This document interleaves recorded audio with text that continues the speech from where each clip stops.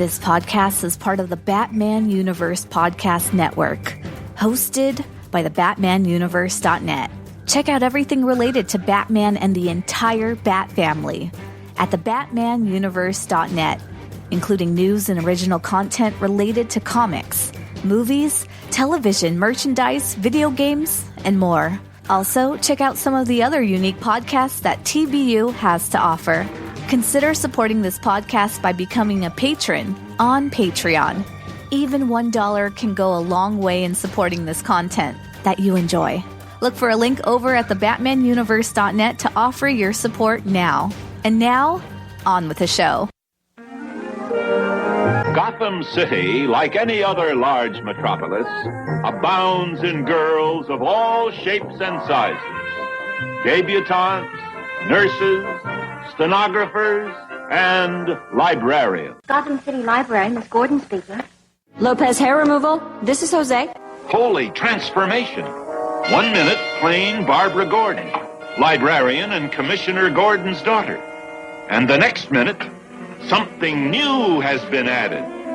Batgirl, modeled after her idol, Batman. Holy apparition! No, Boy Wonder, I'm Batgirl. You are no longer alone, Capes Crusaders. It took me 3 years to track down the Jade Gato, and 3 more to figure out how to steal it. Funny, it only took me 10 minutes to figure out how to snatch it back. No matter how you do it, crime doesn't pay, girls.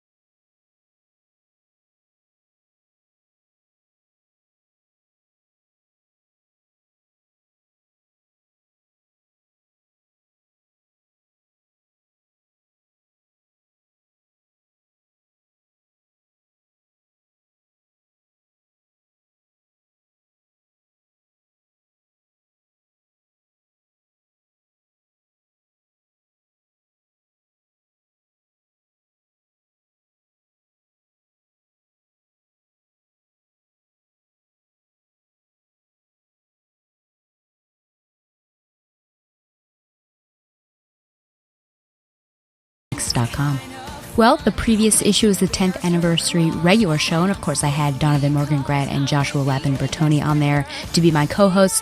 And there's another person who's been here for several years, and he's a part of the BTO family, and people love his segment and his segment within a segment. So my co-pilot for this call-in show is Chris Karnes himself. Thank you so much, Stella. It's like getting a tin-plated girl statuette on this 10th anniversary. Thank you so much for having me on. Yes, of course. And no one can really fast-forward you on this show because you've basically forced their hand, sir. You have forced their hand.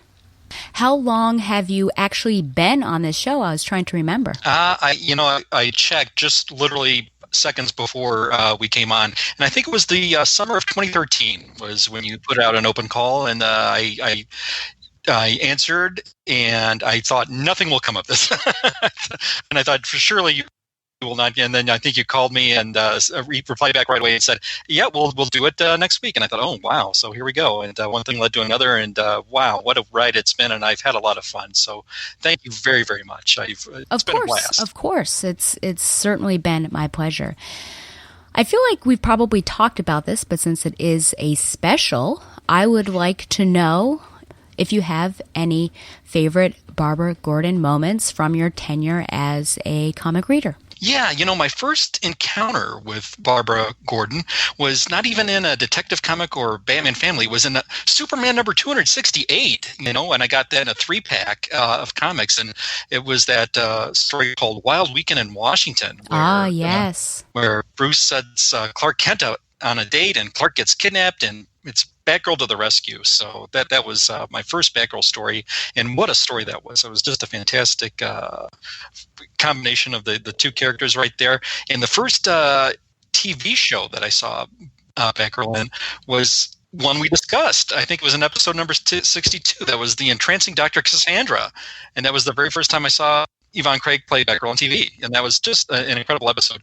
Batgirl moment, I'd have to go to the Batman Family number 1, where Robin's really being cocky, and he says something that you could not say probably in comics today. He says something along the lines of, after they have this big mission where they beat up a guy, Benedict Arnold and the devil and everything, and the dust is settled, and Robin kind of goes up to Batgirl and says, "Batgirl, why don't you hang up that costume and do whatever it is you do when you're not wearing it?"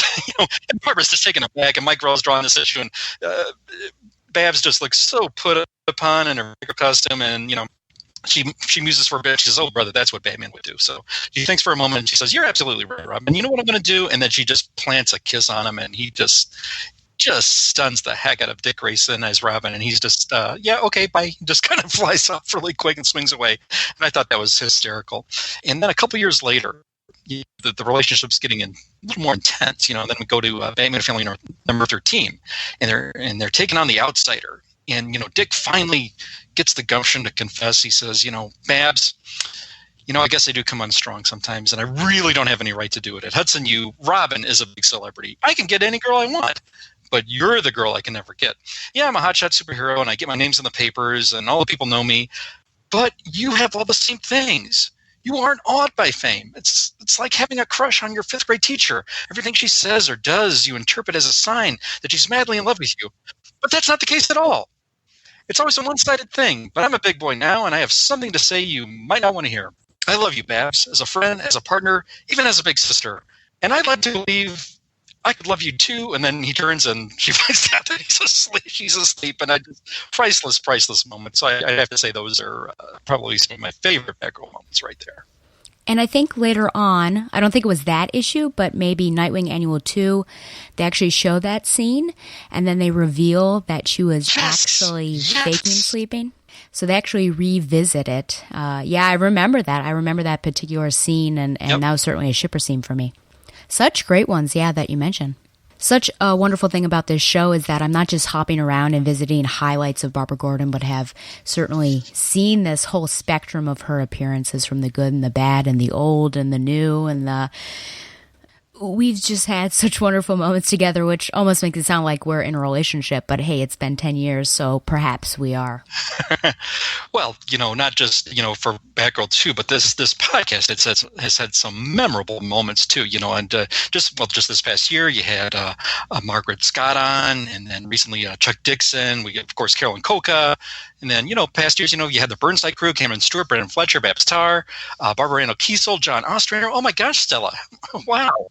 What an incredible podcast, and what an incredible 10 years you've had. Congratulations.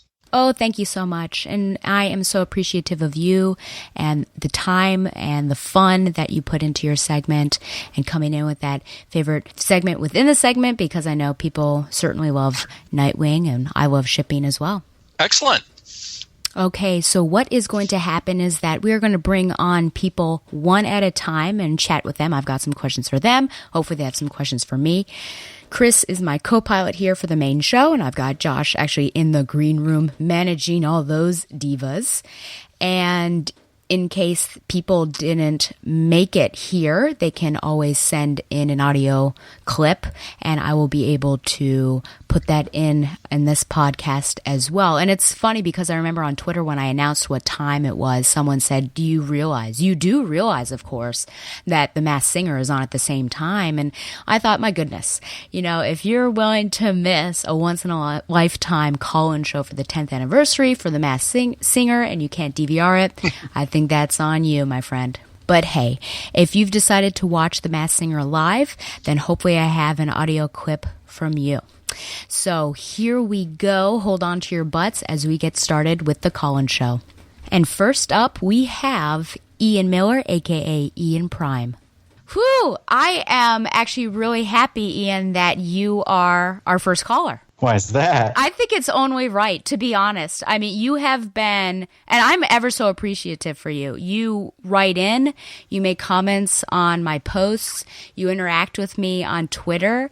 You're Ian Prime, of course, but I'm just really appreciative for you. And I feel like you engage with the show, and it makes it worthwhile when I hear nothing, but then Ian Prime comes in.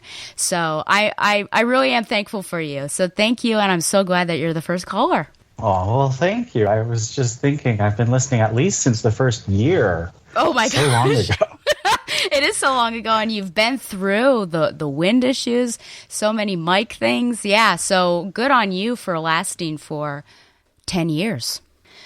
So we've asked each other, do you have a favorite Barbara Gordon moment? I know that you have another favorite Batgirl, but do you have a favorite Barbara Gordon moment throughout her tenure? I do. My favorite Barbara Gordon moment, and I want to ask first, do you mind spoilers for stuff that you haven't gotten to on the podcast yet? I'm okay with that. Okay. There is a spoiler that I'm about to say. So anyone who hasn't read Gail Simone's run on Birds of Prey, if you want to wait till you read that and come back, here's your chance. There's a moment in Birds of Prey when Barbara Gordon has manipulated Huntress, and Huntress has rejected her. And it's been several months, and Barbara Gordon comes back to Huntress and confesses all of her deepest secrets.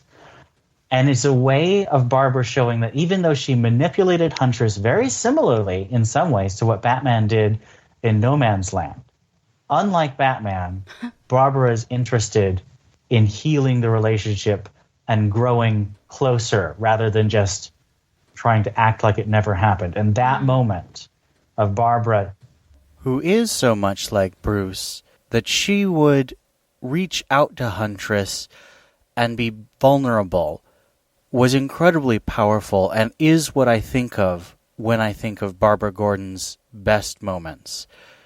Because one of the great things about Batman is that he's inspirational, but he's not great at relationships. And while I think Barbara Gordon is perhaps one of the most mentally and somewhat emotionally similar to Bruce, not in terms of her history, but in terms of just the way she's wired, she's extremely analytical and tends to work well with power structures that she sets up. She also is willing to learn from mistakes relationally. And that scene with Huntress is just a payoff of years of storytelling and a knowledge and love of the character that surpasses almost any other moment for me when I think of Barbara Gordon. Right.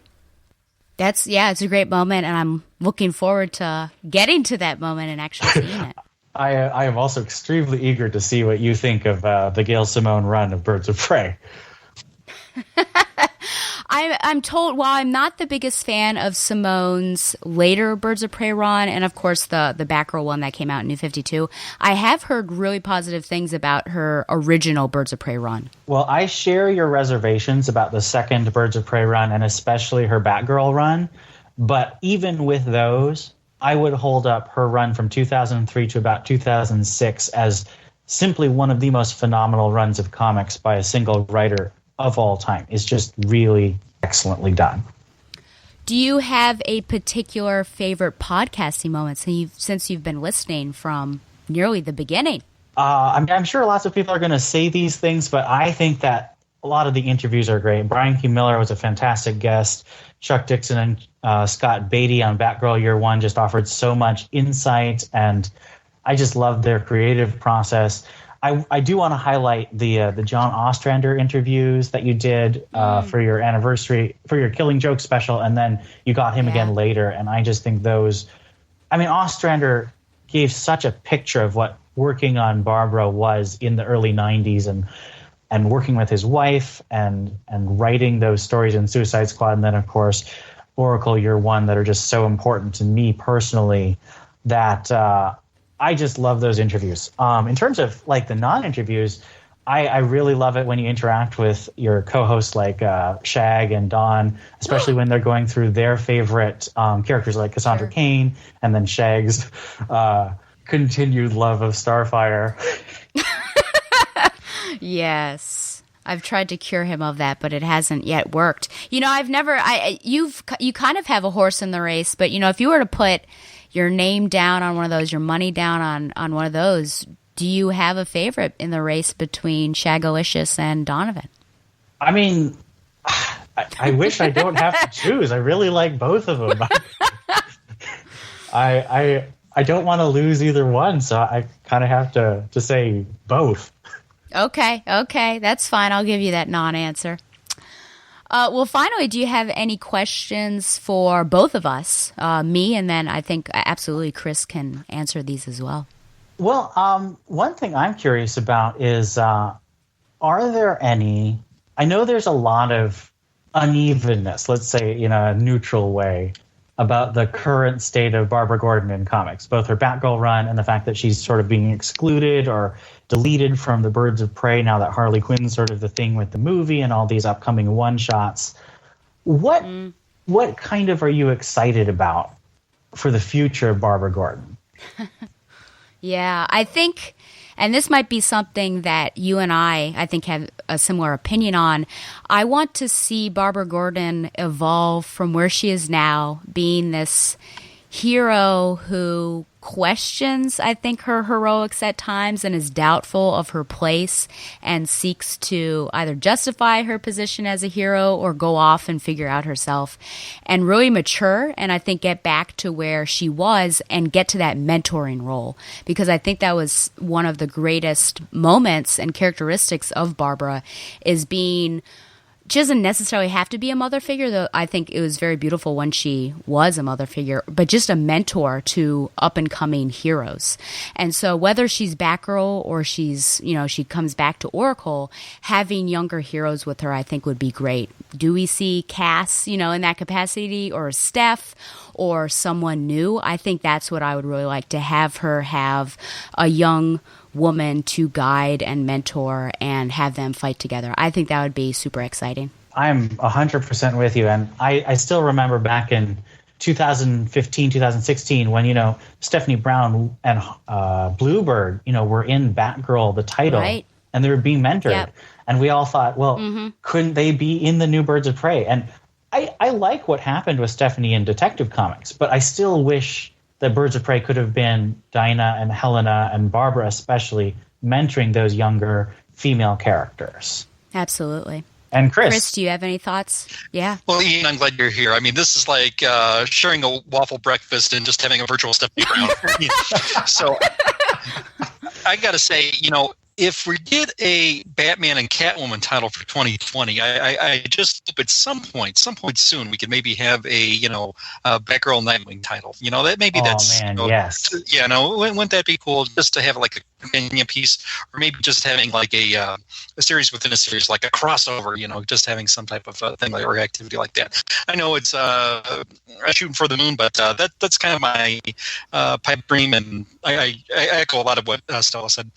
Especially with respect to mentorship, I think that was a brilliant answer, and I don't think I can top that as something a little more realistic. I think that's very, very plausible.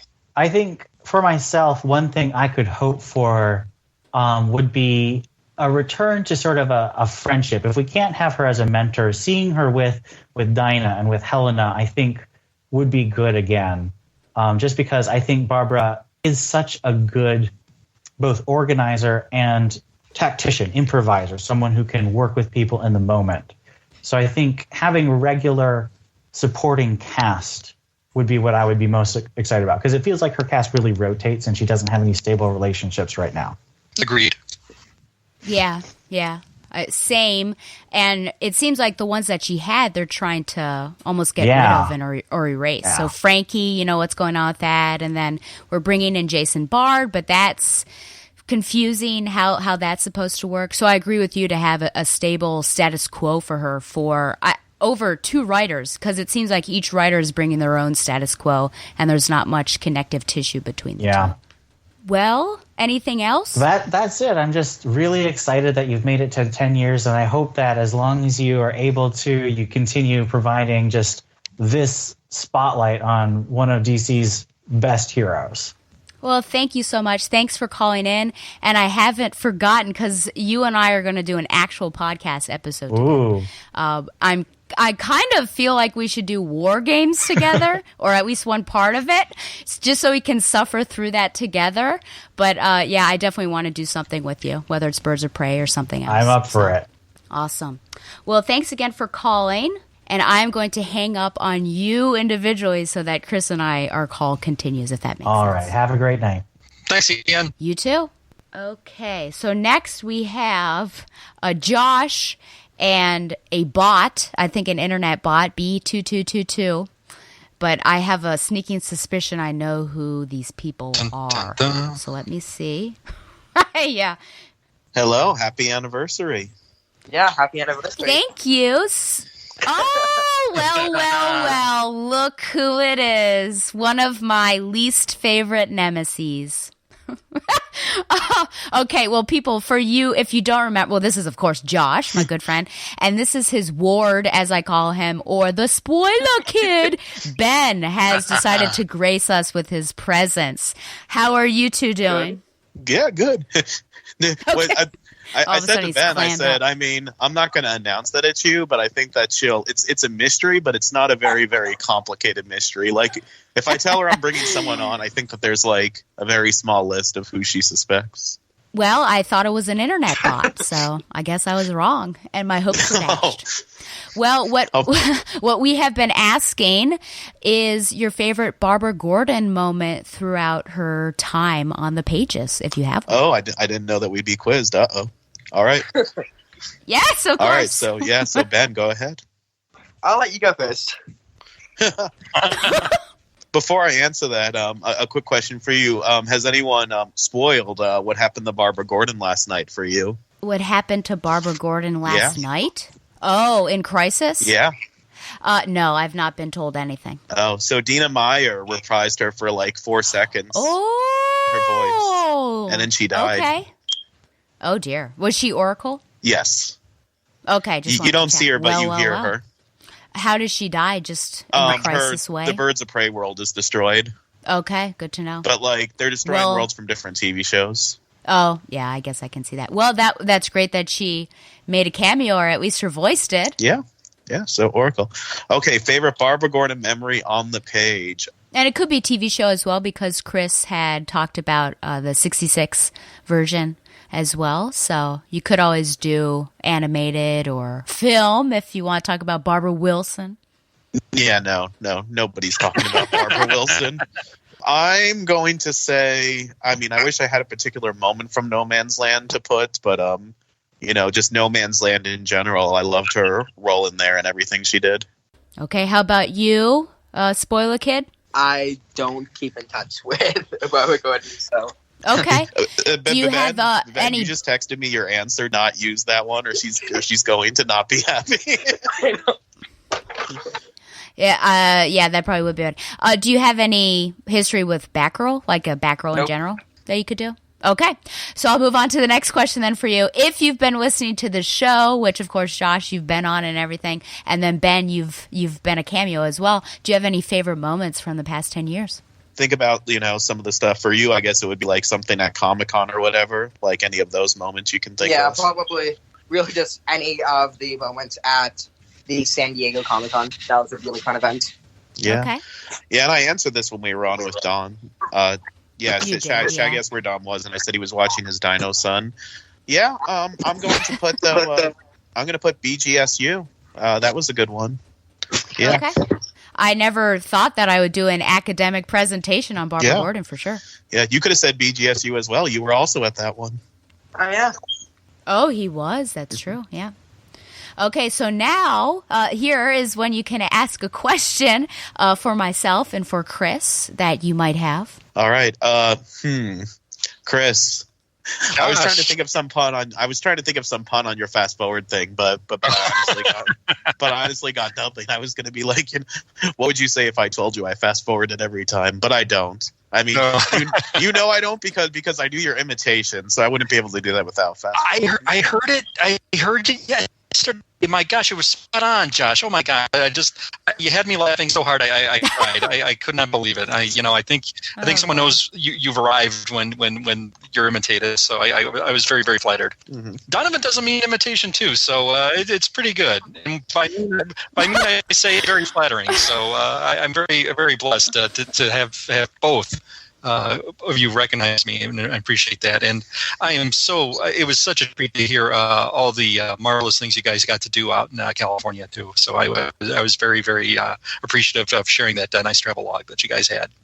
Yeah, that was a dream. Oh, and I guess before Ben goes, I have one more question for Stella, but it's not about Barbara, but it's about something that he just reminded me of because he said L.A. So I'm currently towards the end of season Gilmore Girls. Am I supposed to like Jess because I don't? Oh. I do not like Jess.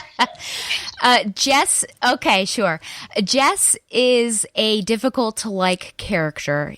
He will grow on you, and he makes some big moves to get into your heart, but for the most part, he is a bit of a jerk, and that doesn't necessarily change. He changes a bit when he's with Rory. Spoiler for you, I'm sorry. Thanks for the spoiler. But otherwise, yeah. But he'll grow on you, but you might not like him. If you're a diehard fan of Dean, then I don't know that Dean you'll is ever kind of get acting to really toxic like him, too, but Jess is really toxic. Okay. Like yeah. So after you finish, and then when she gets other love interests, we'll have to talk and compare them and see what you think about them. What are your future goals for the show? Like moving forward, are there any particular milestones that you want to hit, subjects that you want to touch on, etc.? Thank you. That's a great question. I like taking some of my side episodes and do current event themes or, social justice or, tough topics that are being engaged with in the comic world, but having side discussions on them. So I hope I talk a little bit more about that. I almost wonder if it might be time for Don and I to revisit Minority Report and see how that's changed and sort of update that. I want to talk to more creators and continue to do that. And I've got some big names on my list. I would love to speak with Dina Meyer, actually. Tara Strong is someone that I would love to have on my show. So people that because I talk a lot with the writers and artists, but I would love to start reaching out and hopefully make contact with the people who have portrayed them animated or live action form. Alicia Silverstone, I mean, that would be amazing. So those are some big goals, and I know that I would have to go through some major PR hoops to get them, but that would be an amazing feat if I were able to. Okay. Well, yeah, 10 years. I mean, just think how little the spoiler was when you would have first started too. Yeah, he had to wear a belt. Oh my God. Oh gosh. Leave you alone? What do you mean, sir? Okay. Well, thank you so much for calling in. And, it's a school night, sir, so you better do your schoolwork and then go to bed. And I'm sure I'll talk to you. I'm sure I'll talk to you later. I'm going to hang up on you, as you know, so that Chris and I can continue our call. But thanks again. Thank you. All right, thanks for having us. Bye. Bye. Take care. Who do we have next? Professor Allen or... Oh, yes, it is. You two would get along. You've talked with him before, haven't you? I don't think we've ever chatted, but we both heard each other's shows, and this will be good. So, yeah. So this is a meeting of the minds. This is called, would you like your regular Okay, sir. There's a reason why you're in Sing Sing right now. I broke out just for you. I broke out for you. You got that cake that your wife sent you? Well, everyone, if you can't tell who this is Professor Allen, or as I like to call him, Professor Cheapskate, or often Prof. And thank you for calling in. I'm so appreciative of this. Well, this is wonderful. I appreciate you giving me a forum because I do have an announcement to make. Oh, great! I'm starting a new I'm starting a new podcast. Okay. It's it cost me 30 or 40 cents. Whoa. I don't know, maybe 50, whatever. Podcast. So I don't think that, number one, this is not the time nor the place. And number two, again, your hypocrisy at spending that amount of money. Oh, you are just, you make like you're all nice and nice and nice. Yeah. But deep down, you're kind of nice. Oh, see? That's the problem. See? That's the problem. So before we added you to the call, I was just mentioning to Chris that you two men would get along very well. I feel like you two would have a great show if you had a podcast together or an episode or something. He's cheap too. Are you cheap, Chris? Well, I actually tend to go to the 50-cent box, so I don't know. See, I can't. Well, in my defense, I cannot find a quarter box unless I'm at a local show. My local comic shop only has the 50-cent box, so thus I am stuck. There is my dilemma. But the great Professor Allen, just a master of comic knowledge. It's like what Cassandra Cain is to teach defense, Professor Allen is to comics. So I feel very very fortunate to be in his company. So, do you hear that, Stella? There's some people that like me. Yeah. Your wife and then Chris. So you could adopt him into the family potentially. Hey, that's Em always wanted a brother. There you go. But I just want to say this is great. I want you to know, because I ran some numbers on the podcast that I just wanted to share. I'm sure you have a format that I'm blowing up, but because, for a lot of people, math, it's like a whole different language. Oh, sure. I mean, it's not a dead language, so it's actually useful to know. Okay, thank you for that, sir. So what I did was I took the number of years you've been on the show, which is 10, by the way. Congratulations, of course, seriously. Yes, thank you. Multiplied that times the number of episodes per year, and then times the average length of an episode. Oh, my gosh. And you have actually produced nearly 37,000 hours of Batgirl. I don't think that's true. What did you use? I might have carried the 2 or something. I don't know. But it carried just the seems 0 more like. It seems like okay. That much. No, absolutely not. What was the average time that you used? Long. Very long. Okay. As we all know, and as I've attested, people don't seem to believe me. My show's double in length when someone, and it's brainwashed me so much that poor Chris, he has to excuse himself, and every time he sends me his segment, he puts how long the running time is. And if it's too long, as he sees it, he's like, I'm so sorry. It was 10 minutes. And I'm like, it's okay. It's really okay. It's not you. It's everybody else. I mean, obviously, this is going to be a long night for you, so you do have plenty of coffee. Dr. Ange just wanted me to make sure that you had I bet he did. And Dana Sterling, too, probably. Well, hey, now. Just wanted to say, yeah. Hey, how do you feel? I'm going to turn the tables on you. Apparently, Dr. Doom is about to be more powerful than Thanos, I saw in some sort of article. So that sounds about right. Okay. It's reasonable. Okay. He was hanging out with some of the good guys in his most recent episode, Mephisto, Lady Death. Oh, some of the people on, some other heroes. Okay. Well, I know you're an acolyte of his, so I want to see what your opinion was. Okay, so I've got some questions for you now. Do you have any? I know you got to work for your food, as they say, or your dinner. Do you have any favorite Barbara Gordon moments, whether they're on screen or on page? It's going to be something having to do with a hairstyle. That's just what I said somehow. Something having to do with hair. That's kind of our specialty, if you remember. No, I do remember. Every time it pops up, I also name drop you when I notice that there's a distinct change in the design. Sweet? Isn't that sweet? I like those early episodes where she's got the compact, the mini compact, and that's Bet Hyphen Girl. That's not the. That's not. How dare you? I should hang up on you right now. No.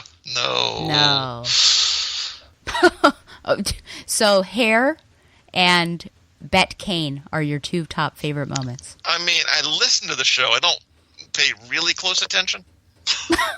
Okay.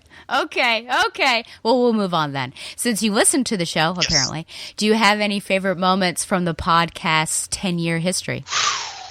I was on that one episode where we talked about her hair. That one was good. Oh my gosh. In all seriousness, I thought this last year, the Bowling Green episode. Those were good, and it made me really wish I was there. Yeah. Though, I wish you had been there. We did get the chance to hang out beforehand. We did twice, in fact. Yeah, not many people get that privilege.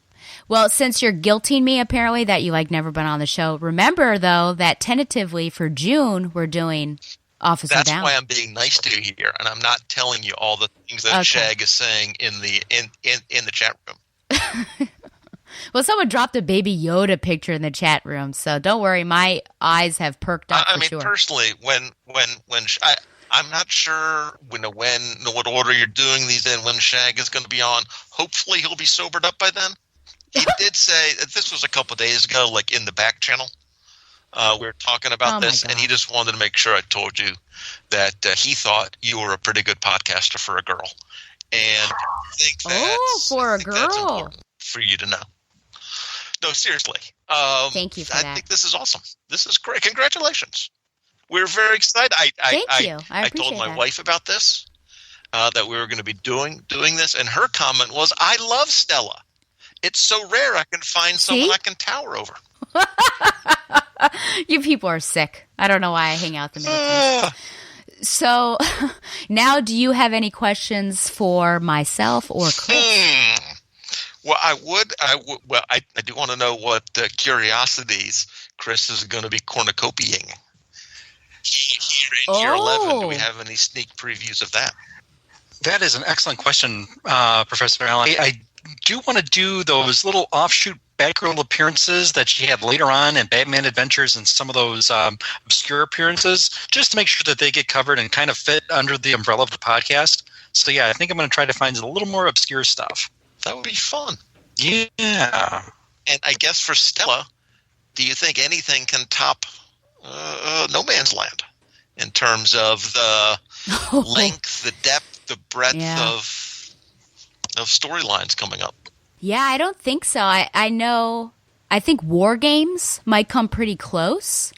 And I'm interested in that mainly because I know how controversial it is. So if No Man's Land was so lauded and for its storytelling and the impact that it had. Oh, Tom doesn't like that. And the effect that it had on all the characters in Gotham City, then it seems like War Games might be the opposite. It's just controversial. People hate it. They think there are bad characterizations in it. So I'm interested to get to that. And I think there are 4, maybe. Or maybe it's just 2. I know I have them. I just haven't done it. So I think it doesn't touch No Man's Land. I don't think I'll ever get that there again, which it was exhausting, to be honest. So I think I'll be happy. But I know there's the Bruce Wayne, isn't it Murder Fugitive? Is there another one, or is it just Murder Fugitive?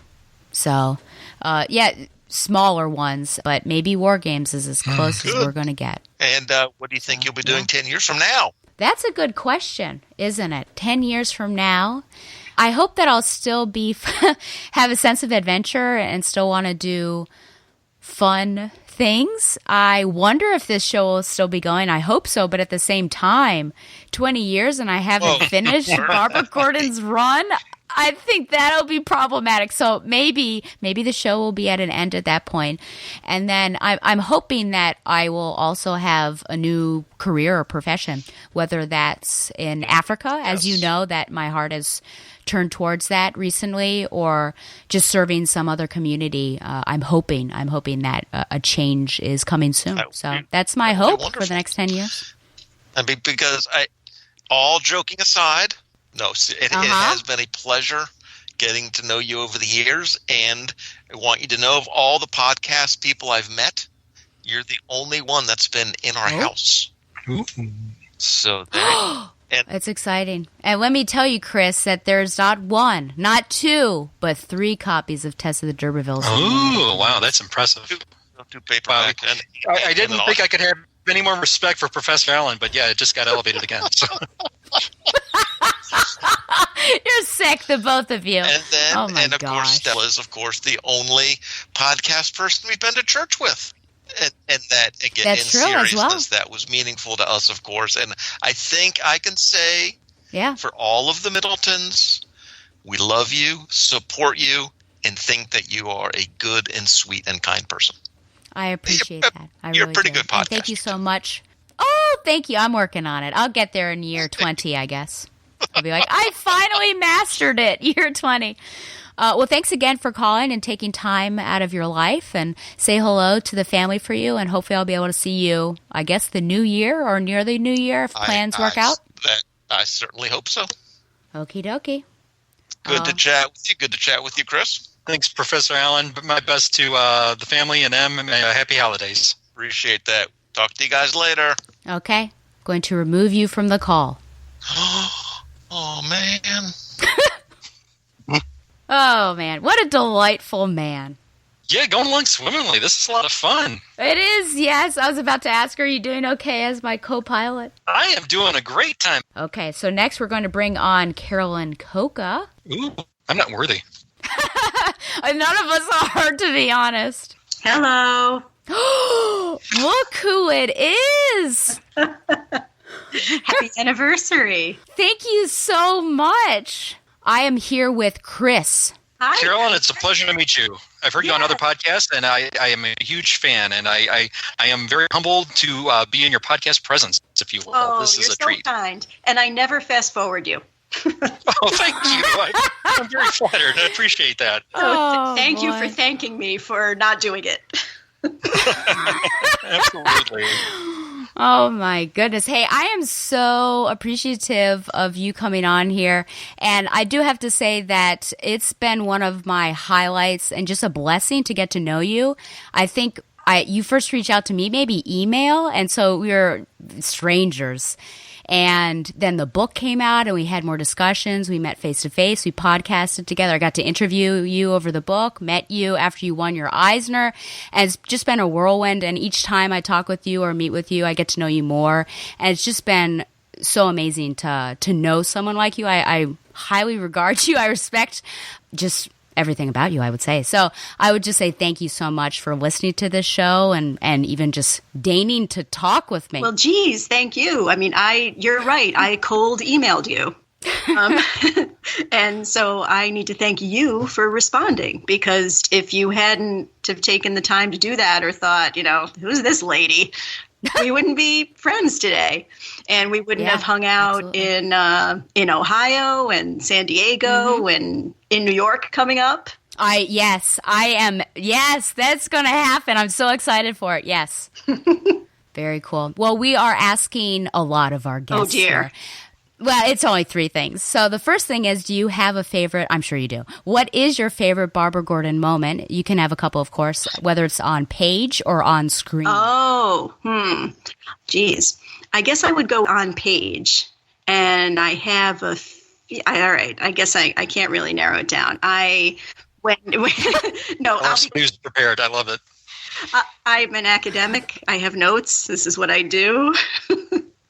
I can't help it. No, I was trying to think of like different types of Babs. So I was thinking like 1972 Babs and Detective 422. She's running for Congress, right?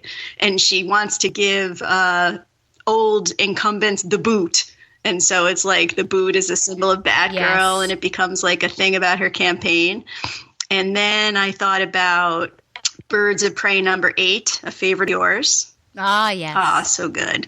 And I thought about Birds of Prey number 124, where she confronts the Joker. And he's like, oh, poor you and poor your father, and I took everything from you. And she's like, you took nothing from me. And she just like cold stares him in the face. And I thought of Brave and the Bold number 33.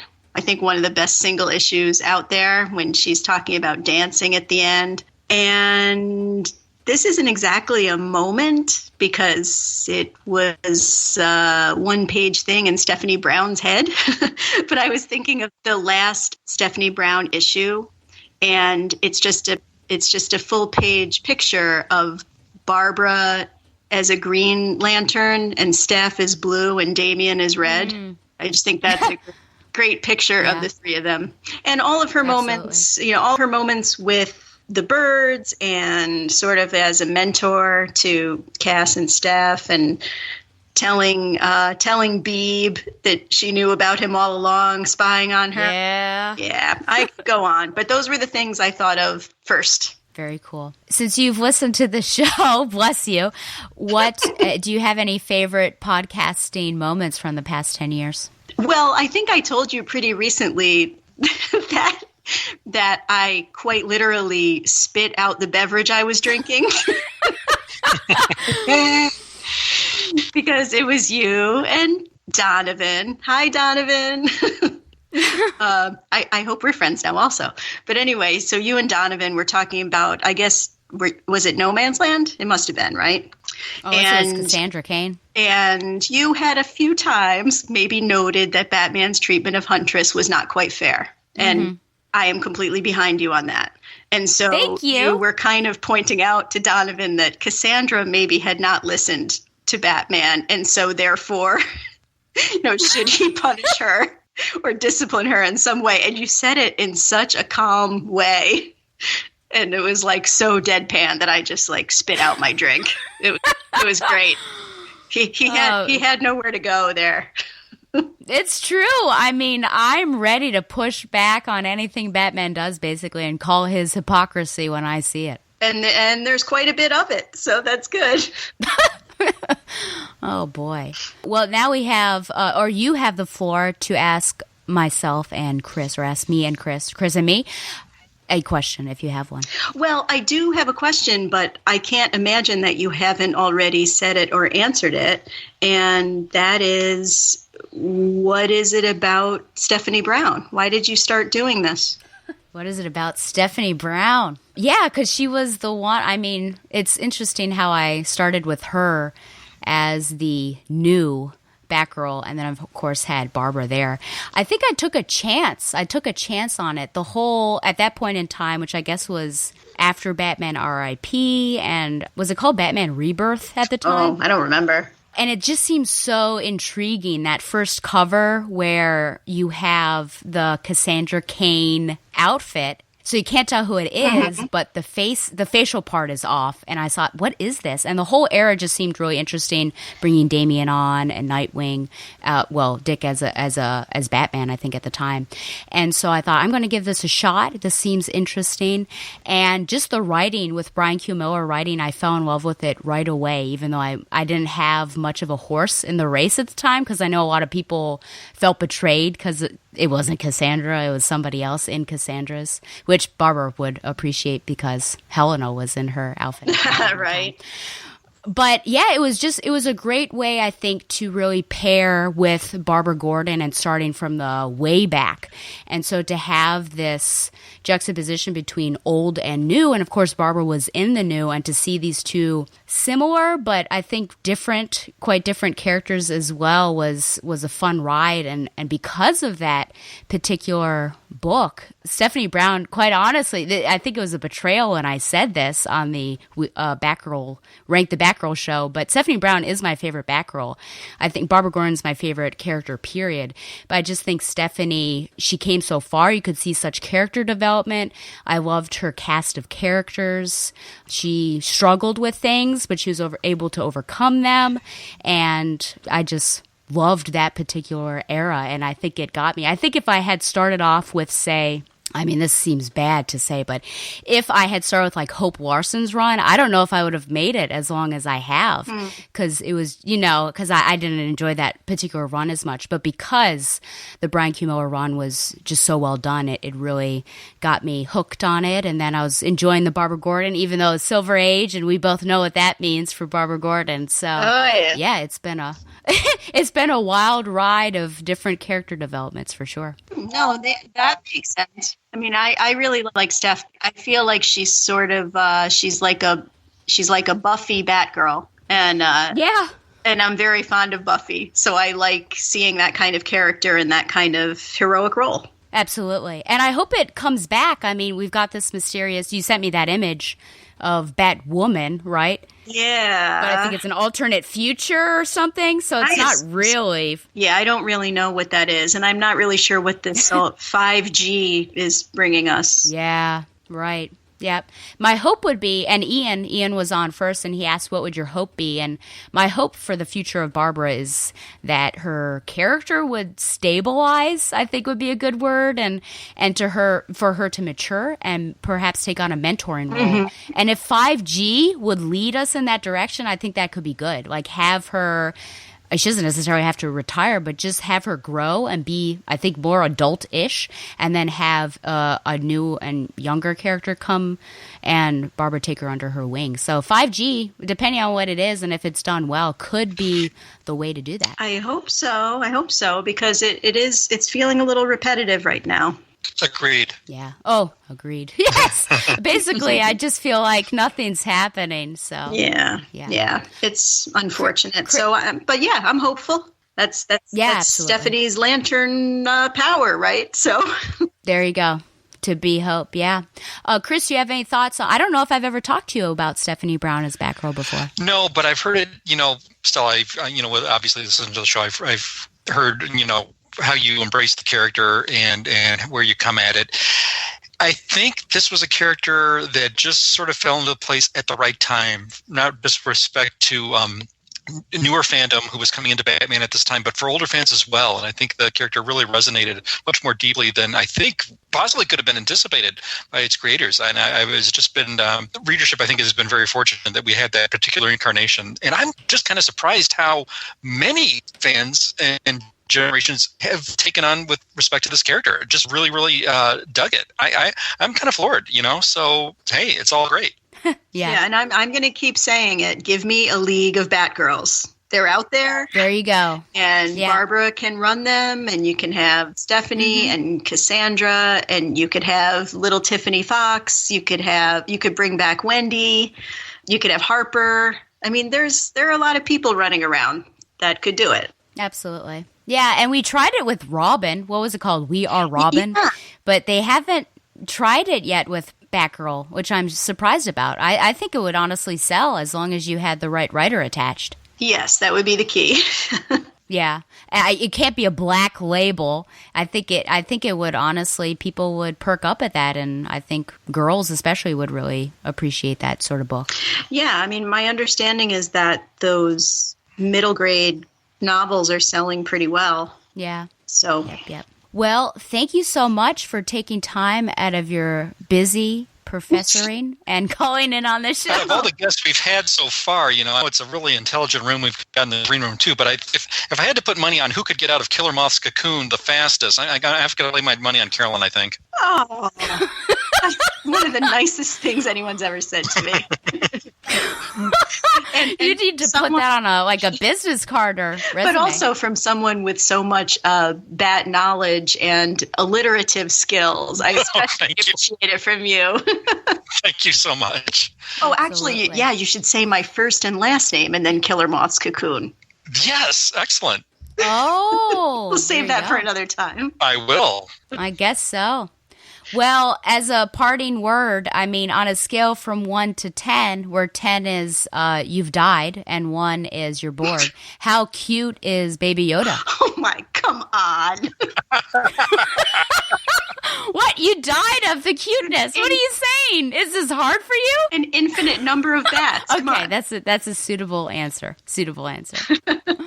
Okay, well, thanks again. I just can't even. He's mesmerizingly cute. I know. The only thing is I want them to call him something other than Baby Yoda. I assume we're going because, the child is his alternate name, but Yoda is somebody else. It's not like the species that he is.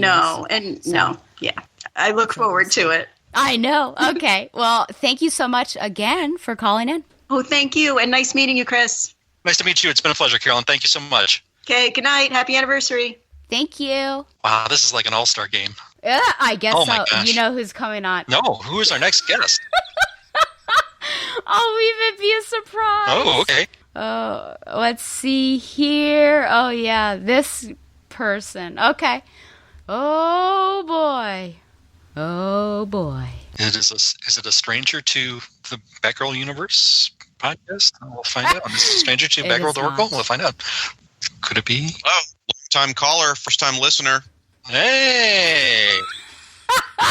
Look who it is. Is this Stella and Chris? It is Stella and Chris. It is. Well, wait, where's Zayas? I figured he has a segment every episode. Why isn't he on the call? Oh, man. I miss him. I'm waiting for Kimberly Rockmore, actually, to make an appearance, but... Oh, yeah, I didn't get that requested on time. Darn it, okay. Sure. Immature production values. Next time. 10 years. Still doesn't have it maybe. together. Okay. 20th anniversary, she'll be on. She'll be my co-host. Hey, everyone, this is one of my favorites, Shagalicious, a.k.a. the Irredeemable Shag. Certainly no stranger to the Batgirl the Oracle podcast. Welcome aboard, Shag. Good to have you with us. Well, thank you so much. In fact, to answer that point about me not being a stranger, I did a little. One of the things you asked us to prepare was our favorite moments of the show. So I went back and I reviewed your entire back catalog, all 10 years, and I identified my favorite shows. And just everyone grab a pen real quick. You're going to want to re-listen to these episodes: 97, 99, 101, 105, 108, 110, 117, 125, 128, 137, 161, 180, and now the 10th anniversary call-in show. You might imagine why those are my favorite episodes. I don't think that's that many. That's exactly how many episodes I've been on, young lady. Why did I do 97 and 99? Why is there... And 101. Why'd you... And 105. How did that happen? There was a whole year where clearly you were deeply enamored with me and you had me on all the time, and then you came to your senses. Maybe there were Firestorm stories? There was a little bit of that, but then there was Hacker Files and nonsense like that. Oh, yes, of course. And Hawk and Dove. Yes. And I also like any show that Donovan's not on, by the way. Those are good, too. Of course. That's the usual. I think for the most part, I've thanked a lot of people. Hopefully maybe I haven't thanked everyone, but I would like to thank you to take a serious moment. It's been great. The first time I actually met you, in quotations, was when I called this. So this is ironic. I called into Michael Bailey's anniversary show. That's correct. And you were co-hosting with him. And so I think maybe you cleaned up your act for me. I don't know. But then I decided to take a leap and invite you on to my show. And I remember you were really kind and said, hey, this is my shtick. Are you okay and comfortable with it? Like, you asked that question. I so appreciated it.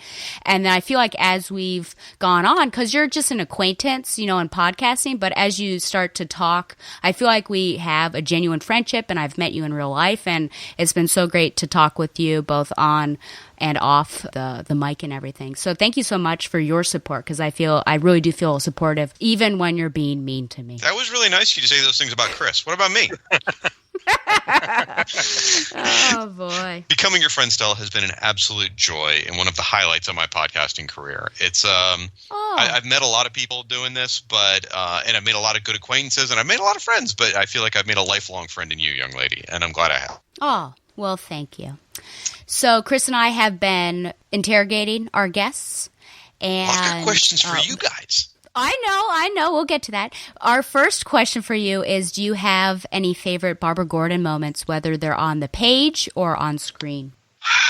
Probably, and it's a bit of a cheat because you and I actually covered this one not too long ago, so maybe that's why it's so fresh in my mind.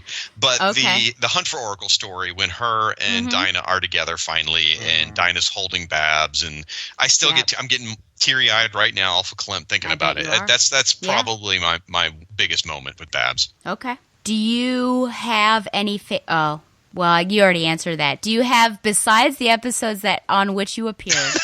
Do you have any other? I've already answered this question. Move on. Okay. So then now you can ask us questions. Okay, here we go. Since you always put me through the ringer. So, Marry, Kiss, Kill. I know that's your favorite game. This is for each of you. Jason Todd, Tim Drake, or Damian Wayne. I wasn't going to give you Dick. Sorry. Yeah, I know that. What a betrayal. I'll have. Chris, you want to do this first? Go ahead, Stella. Marry, Kiss. Oh, you have a different one for him? Yeah, I prepare for these shows. I'm a professional. Thank you very much. Okay, so it's Jason, Tim, and Damian. Yep. Marry, Kiss, Kill. Okay, so I Is there a particular era for Jason? Just make your own decision. Okay, fine. I think that I am going to. Oh gosh, well, it's going to be creepy if I say anything about Damien. Let's assume you're under 18 when you make this decision. Okay, so my ages will depend on their ages. I am going to kiss Damien. Wait, let me think of. Oh, this is hard. I'm going to marry Tim because while he's not my favorite Robin, as you know, Damien is, I think he'd probably be the most stable to have in a relationship and a good marriage. I think he'd be a good boyfriend. I honestly do. So I'm going to marry Tim, and now here's the tricky thing. Oh dear. I think I'm going to. Oh really my didn't expect gosh! It to take this long, Chris. I'm sorry. I'm not. Did you really think I was just going to throw out my answer? This is difficult. This is life changing. Okay, I'm unfortunately going to kiss Damien and kill Jason. Oh, wow. Wrong choice, but that's fine. It depends on the era. Well, I consider Jason because he grew on me, but I think Damien. Yeah, I don't want to kill him off. The rest of us didn't want to. Wish there was a call-in number on that one. All right, Chris. Yeah, your turn. Now let's do the irregardless of age here. Okay. Yep. I'm on the edge of my seat. I am well prepared. Let's do this. Well, it's Mary Kiss Kill. It's Helena, Cassandra, or Stephanie. All former Batgirls. Cassandra or Stephanie? Cassandra, Stephanie. Geez, this is tough. I think Cass is going to do something to me if I make one wrong move. So I got to get ahead of her. So I'm going to have to kill her before she does me in a fit of rage. So that said, I'm killing Cass. And I'm going to do the noogie with Helena and marry Stephanie. Whoa. That is the correct answer. Now, here's one. Now, Shag, I got to put you on the spot because I've got one for you, and I want to see if you're going to answer how I think you're going to answer. The answer is she's hot. Okay. Yeah, Here we go. Huntress, Black Canary, or Barbara Gordon Batgirl. Is it Mary Kiss Kill? Is that what the... Yes, it is. Yes, it is. With those three. Huntress, Black Canary, or Barbara Gordon Batgirl. It's not that hard. It married Barbara Gordon, Batgirl, without a doubt. Kiss Black Canary and kill. Was it Huntress? Was that the last one? Yeah. Yes. Kill Huntress. Yes. Not that I want to kill Huntress at all. I wish I could write down exactly, and prove that that is exactly how I thought Shag would answer the question. I wish I wrote this down. Shag, thank you. I appreciate that. You confirmed my faith in how you think and everything, and I really thank you. High five, my friend. I'm so he had glad money on that. He had money my on it. skeeviness is predictable. That's wonderful. I guess so. So now here's a less dynamic question, or less that type of question. Either way. So, question for both of you: what is your favorite Batgirl costume? Oh yes. I've struggled with this one. I have answers, but it's tough. Yes, I do. Who's going first? You go, Stella? Okay. Sure, yeah. I'll give you two because I do really love the Stephanie Brown, Brian Q. Miller version with the purple sides. And then, so it's got sort of the flashback to Yvonne Craig as well as the Barbara Gordon look to it as well, the black and the gold. But my favorite Barbara Gordon is actually the gray and yellow. So the traditional. Yes. Yeah, okay. I like and that. you do understand favorite means singular, not two. But Okay, that's fine. well, here's the thing. It's my show, and I can do it. Okay. You're just a school teacher, for goodness sakes. All right, Chris, what do you say? Well, see, I'm going to cheat too. I had an honorable mention. I was going to go with the original Betty. I was going to go with the original Betty Kane Batgirl costume, which was like the little red dress with the mini skirt going on with the pixie boots. But since that's off the table, I echoed Stella's sentiment totally. I'm shocked. Yeah, I didn't think we would agree, but it is the gray and yellow. Yeah, that's what I have. Wow. Okay. My choice. Believe it or not, Stella, Stephanie Brown is first as well. I love that costume. I really do. My second choice is the Burnside costume. I really dug that. Oh, yeah, absolutely. Yeah. So I actually, the new 52 costume was in the running, believe it or not. I know most people don't like that costume, but I did. So. And I mean, it goes back to the black and white. It seems more rubbery than perhaps the cloth that she may have had before. Yeah, absolutely. All right, and I have a completely selfish question for Chris. So, Batman 66 comics. Yes. Which is better? Which would you prefer if you had to choose? The ongoing series or the special event crossovers, like, Batman 66 Man from U.N.C.L.E. and Batman 66 Wonder Woman and stuff like that? That is an insanely tough question. I think, Shag, I tell you, if the miniseries were 4 issues long, because I thought they were kind of padded. I would probably go with that because I thought that opened up a really good vast array of co-stars, but I thought some of the stories dragged a little bit. That said, I have to reluctantly say the ongoing. I think, I really wanted some more going on adventures with that, and a little more meat on the bone, some classic villain appearances. So I got to go with the ongoing. Great question. Excellent question. Shag, you did come prepared, my friend. Oh. This is how professional podcasting is done, Chris. When you're ready to dump this host and look for another one, give me a call. Oh, my gosh. All right, Stella. Stella said, "How dare you?" Once I thought you would have at least had been up to 5 or 10 by now. But yeah, I should have been. Apparently, good heavens. I haven't even heard an "oh my." By the way, for those of you at home, I just want to let you know how Stella runs her shows. The whole time she's been talking to the other guests, she's been in the green room chatting with us. Okay. She's not even paying attention to her own Yes, guests. I have. Someone dropped a baby Yoda, and I sensed it and popped on over there. So, I had to and also respond. more behind the scenes. Anytime she's talking to Josh and Donovan, what she's actually doing is texting with me on her cell phone. That's what's really going on. That's not completely incorrect, but it's not like it happens all the time. It doesn't happen all the time. It has happened, though. All right, Stella, my last question for you. Please. Are you Team Shag or Team Shagalicious? Oh, I like Team Shagalicious. Mainly because it's sort of like my pet name for you, and I feel pride and ownership over it because no one else calls you that. Well, actually, I've gotten some people to call it, but just because I'm the one who I've tagged you on it, so that's why I like Shagalicious. That is, and you allow me to call you that, which is nice of you. You get special privileges without a doubt. Friendship Thank has you. privileges. I guess so. So what else you got for me? I'm out of questions.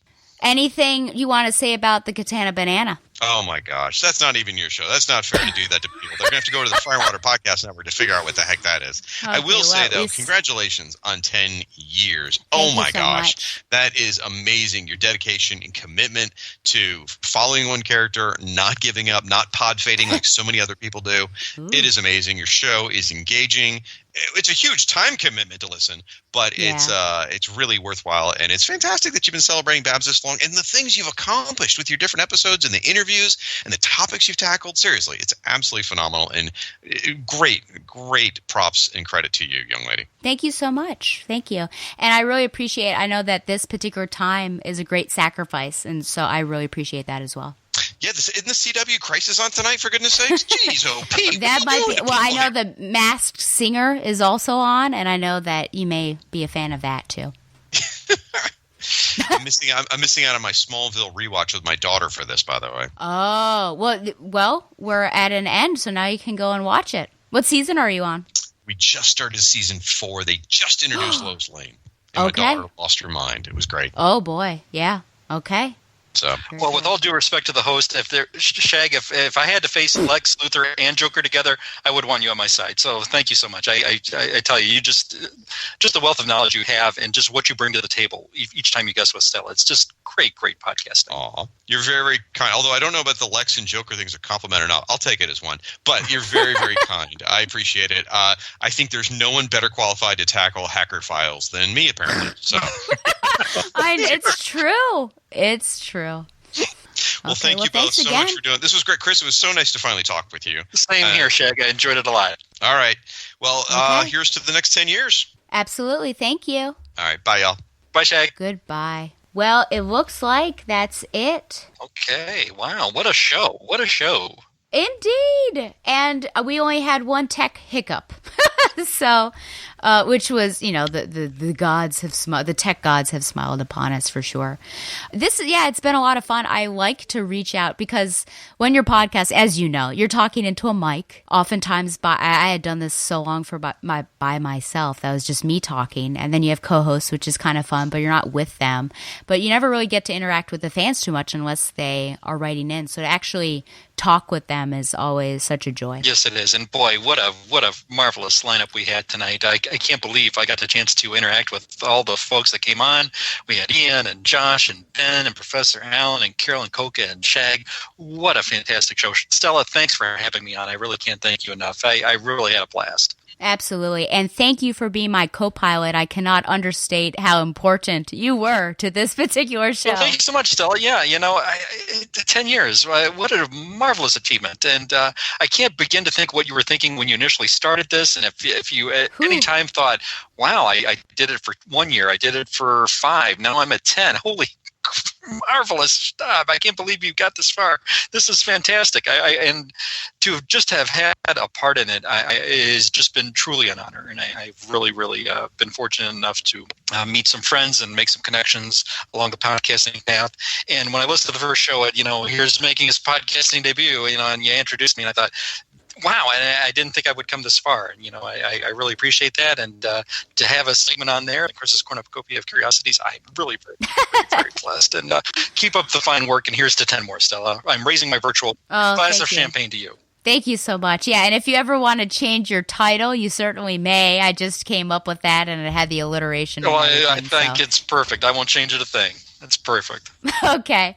Oh, well, Chris, since you're here, before we leave, could you tell listeners where they can find and support you? Sure, yeah. I'm on Twitter at BTO and Batbooks, BTO as in Batgirl to Oracle, and Batbooks, that's for Batbooks for Beginners. We're coming to our close, but you can also find me on a podcast that I co-host with Jerry called The Professor Frenzy Show, and that's where we look at independent comics, other titles, movies, and whatnot.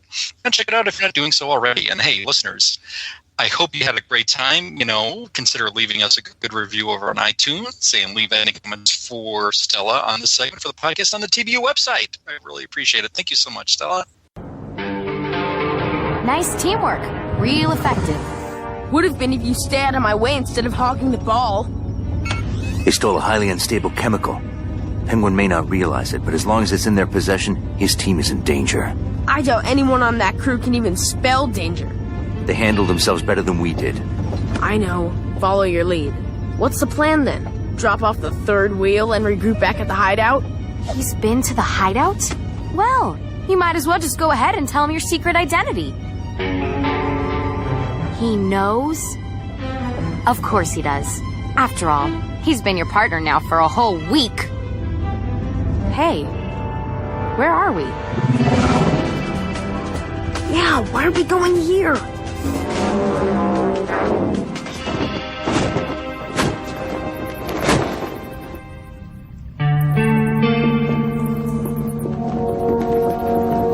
A cave? Really milking this whole creature of the night theme, huh? Bruce Wayne. Knew it. And that makes you Dick Grayson. And you are? Sorry. As a not quite official freelancer, I have to go the extra mile to protect my privacy. She's Barbara Gordon. Gordon? As in the commission's kid? Hello, Stella. This is the caffeinated Clinton Robinson of the Coffee and Comics podcast. Just wanted to wish you a huge congratulations on 10 years of podcasting. A solid decade without coffee? Come on. How do you do it, girl? But seriously, you have been a treasure to the podcasting community. You're a great podcaster with an amazing show. It's easy to understand how it's been on the air this long. Still not 100% with your anti-coffee, anti-Dana Sterling stance. But, we can all get behind a love of Babs. So, stick with it. I'll keep listening. You keep putting them out. Or is it the other way around? Either way, keep doing what you're doing. Here's to another 10 years. Good and a pig. A couple of livestock living their lives stuck together in harmony. A pig and a goat showing the world that a pig and a goat. Hey BTO listeners, it's Tom Paneris, and hey Stella. I'm here to wish you a happy 10th anniversary. Sorry I couldn't make the live call-in show, but I did want to drop this in to talk about, I don't have any questions for you, but I did want to just say how impressed I am that you've kept this up for 10 years. I have not been there since the beginning, but I've been listening to you for quite a while. And I've been fortunate enough to be on your show on occasion to downgrade the quality. You asked me if I had any highlights or favorite episodes or anything. I've really been trying to think of my favorites, but I've just always been impressed by the amount of work you put into this and the way you've been able to get interviews with creators and really get a full look at Batgirl and Oracle and everything Bat-related, both back in the past and now. I will say that if I have a top 5 all-time Desert Island top 5 episode, they would be, in chronological order, the Dick Babs versus Dick Corey debate of 2015, even if it did involve Shag. The Minority Report, really enjoyed that one. It was just a wonderful, wonderful episode, and I really hope you do something more like that. Your interview with Barbara Randall Kessel, that was really insightful. And again, I'm just so really enjoyed the fact that you were able to get her to talk about what she did for the character. Your spotlight and interview with Carolyn Coca on her book Superwomen, which prompted me to go pick it up. Oh, no, wait, I just mooched your copy, but then again, I let you borrow my comics all the time, so that's okay. And finally, you're having Chuck Dixon on to talk about Birds of Prey number 8. I know I've fallen on the Corey side of shipping things with Dick, but at the same time, it was a great episode. So thank you for a great show. Here's to 10 more years. And thank you for making this particular podcast required listening. Love so strong, love so big, such a beautiful girl and a big pound of matrimony now and forever. Shopping for groceries and buying a condo and filing the taxes together. Gold and a pig, gold and a pig. Hello, Stella. This is Jose. First, I want to say congratulations on your 10th anniversary. That is a huge milestone, especially for a podcast. I just want to say thank you for all your Barbara Gordon content. She is one of my favorite heroes, and the reason, and I've always loved comics, but there was a time where I couldn't buy comics, and from like high school into like post-college. And the reason I got back into comics was because of Barbara Gordon herself. So she always holds a special place in my heart for that. And thank you again for answering my question on Twitter. My favorite Babs moments. I have 2 right now. I can't remember the issue number, but in Birds of Prey, when during the Hunt for Oracle storyline, when Babs and Dinah, Black Canary meet for the first time. Just not just that panel, but just like everything that panel stands for, like the camaraderie that they had built up from their working relationship up until that point. It was just like the most worthwhile thing there. However, I have to give a special shout out to I think it's the Batman 555. I can't remember the issue number, but in the Cataclysm storyline where the officers are in the police headquarters and Barbara and everyone's like thinking about trying to abandon ship, going home, but Barbara fires that pistol in the air and says, "Fate brought us here. We're no longer strangers. We're working together now. We're here for a reason. Let's do this. Jim Gordon wouldn't want us to quit, so we shouldn't." I really like that. And the fact that, I know it's used a lot in the new storyline, but that Gordon's never give up, that really was strong in that moment. And I thought that was an awesome moment. Favorite moment on the podcast itself, I'm a really big fan of your Shipper episodes, and you and Donovan had done a Harley Quinn episode, and I just really liked that a lot. I really liked the discussions that you had from there. I thought you guys brought up some interesting points, and examining the relationship between her and the Joker, if she's better off on her own. I thought that was a really good episode, a good point. And however, I know I'm kind of cheating by giving 2, but I also, when you did the call-in for the Killing Joke, I really liked the interview you guys did with I don't know if you call it interview, the little talk you guys had with John Ostrander. I thought that was awesome to hear what he had to say about how him and Kim Yale started incorporating her into Suicide Squad. I just thought that was awesome. I don't really have any questions. I tried thinking of some, but I really don't. But I just wanted to say thank you again. Your podcast is awesome. It's I learned something new from it all the time, and I've discovered stories I had never even heard of until I listened to this podcast. So I'm really appreciative of that. I hope you continue the good work. Have a good weekend. Thank you.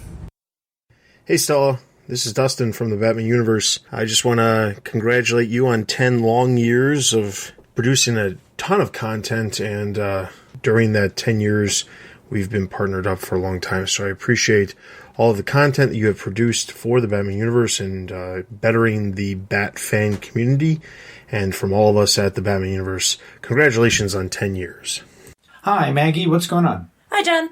I'm getting ready to log on to Skype so that we can say hi to Stella for the 10th anniversary. They recorded that 2 days ago. I'm getting ready to record a congratulations message to Stella so she can put it on her show, which was the original plan. Which is more special when you really think about it. It's like when Michael Caine accepted his Oscar on tape from the set of Jaws 4. Sure. But wow, 10 years, almost 190 episodes. That's crazy. That's like 500,000 hours. You are terrible at math. Yes, I am. But anyway, sincere congratulations for 10 years of quality commentary and programming. Even the episodes with Shag. John, I said sincere. Okay. One of the first podcasts I ever came across, and it will be one that I listen to for years and years to come. Congratulations on 10 years. Looking forward to another 10 years. Congrats for Married with Comics and the Rad Pod. Send any questions or comments, I guess, about this show or the previous 10th anniversary episode to batgirl@gmail.com. You can also find the show on Google Play and Stitcher, like the show on Facebook, or follow it on Twitter at Batgirl, and also be sure to follow the Batman Universe on Facebook and Twitter as well, and support it by subscribing to Patreon. And of course, thanks again to Mile High Comics for sponsoring Batgirl the Oracle for this long time as well. And until next time, here's to the next 10 years. Fly on, Babs lovers. Just plain Barbara Gordon, masquerading for a lark as she rides into the night on her special Batgirl cycle. Who knows? Is the dynamic duo destined to become the triumphant trio? Only time will tell us more about this dazzling daredoll. I love a happy ending, don't you?